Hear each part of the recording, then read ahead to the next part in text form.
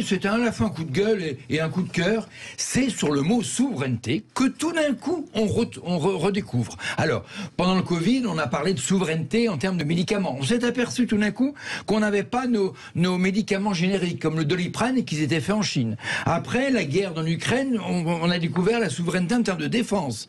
Et puis, cette guerre nous a aussi montré notre souveraineté en termes alimentaires, où s'est aperçu, tout simplement, qu'on importait 15% de blé ou 40% de nos fruits et légumes à l'extérieur, que finalement, on était dépendant d'autres puissances. Et maintenant, avec la guerre des médias et la guerre des réseaux sociaux, on découvre la souveraineté numérique. Et enfin, et j'ai assisté il y a 2 jours à un vrai débat avec les candidats aux élections présidentielles, on trouve maintenant dans les programmes électoraux un gros chapitre, et j'en suis ravi, sur la souveraineté numérique.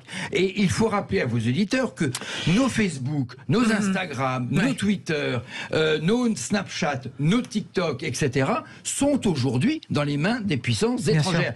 Et je vais même plus loin, nos clouds, on met nos photos, on met nos documents sur des clouds, ils sont là aussi dans les mains des puissances étrangères. Alors, quelquefois, on nous dit, nos données, les hôpitaux, les mairies, nous disent, nos données sont effectivement protégées sur le sol européen. Oui, mais ils sont protégés sur le sol européen avec des logiciels américains.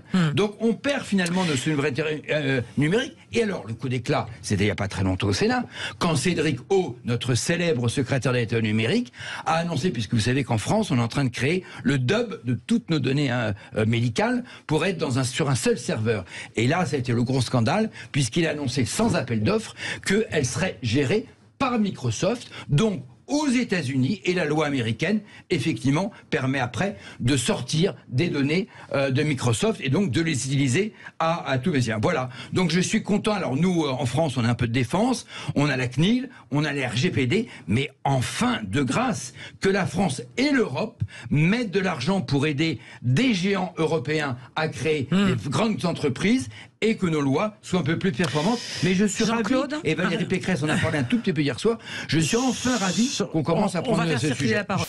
L'accueil des réfugiés ne se fasse pas à la couleur de peau. Il n'y a pas des bons et des mauvais réfugiés. Parce qu'il y a des réfugiés afghans, il y a des réfugiés aujourd'hui d'Afrique, il y a aujourd'hui ceux de l'Ukraine. Et aujourd'hui, je ne comprends toujours pas qu'Anne Hidalgo dise oui, on va trouver des appartements et des hébergements pour les Ukrainiens. Et pendant ce temps-là, il y a 80 familles maliennes qui vivent, femmes et enfants, dans un tunnel dans le 20e.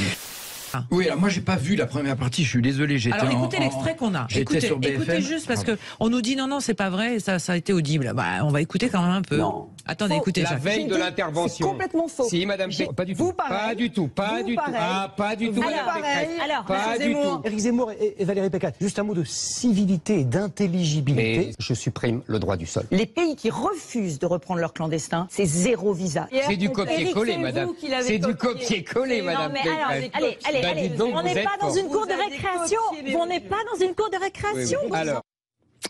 C'est ravageur. Oui, mais là, vous prenez l'extrait, là, vous êtes de mauvaise foi, vous prenez l'extrait. Non, bon, j'ai pas vu la première partie, la deuxième partie, je l'ai trouvée excellente. Enfin, on peut pas dire qu'on n'a pas de débat de la présidentielle, qu'on parle que de l'Ukraine, et quand on a un débat, c'est ça la politique, et je crois que les Français aiment ce genre de débat. Là, il y avait un vrai combat entre Zemmour et Marine Le Pen, et Valérie Pécresse. Valérie Pécresse a gagné ce débat, il faut le dire. Et comme disait Jacques Millard, est-ce que ça peut la relancer? Elle l'a mis quand même, juste je termine là-dessus, elle l'a mis quand même KO sur 2 éléments fondamentaux, comme l'a dit d'ailleurs Jacques Millard. Un, sur l'islam et l'islamisme, quand même, faut arrêter, c'est 2 choses totalement différentes, et également sur le zéro immigration. Donc sur les 2 thèmes centrales de la campagne de Zemmour, elle l'a mis KO. Donc je suis désolé, félicitations. Alors moi, je suis comme Jacques Millard, je soutiens Valérie Pécresse, je suis même dans l'équipe de campagne de Valérie Pécresse. Donc bien évidemment, je la défends, et je reconnais qu'elle est pas bonne sur les grands meetings, on en a discuté avec elle 100 fois. Mais sur ce genre de débat, elle est excellente, et ça prouve qu'elle peut demain diriger le pays avec poigne. Et je crois vraiment que la campagne a commencé aujourd'hui, parce que le début de campagne de Macron, sa fameuse fausse audience, fausse discussion avec des faux Français, pas des Français, mais triés sur le volet avec des fausses questions. Avec des questions préparées d'avance. Voilà, avec des questions préparées d'avance. Là, je crois que hier, le débat a vraiment commencé.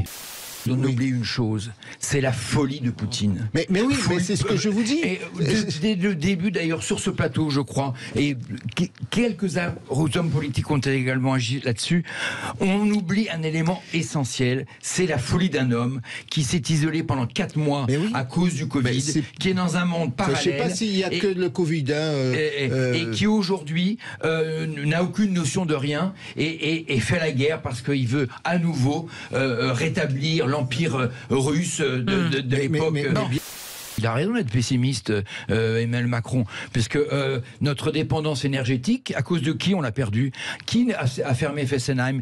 Qui a laissé tomber le nucléaire? Alors maintenant, Macron redécouvre, comme par hasard, le nucléaire après la phase Nicolas Hulot. C'est un peu culotté de la part de Macron.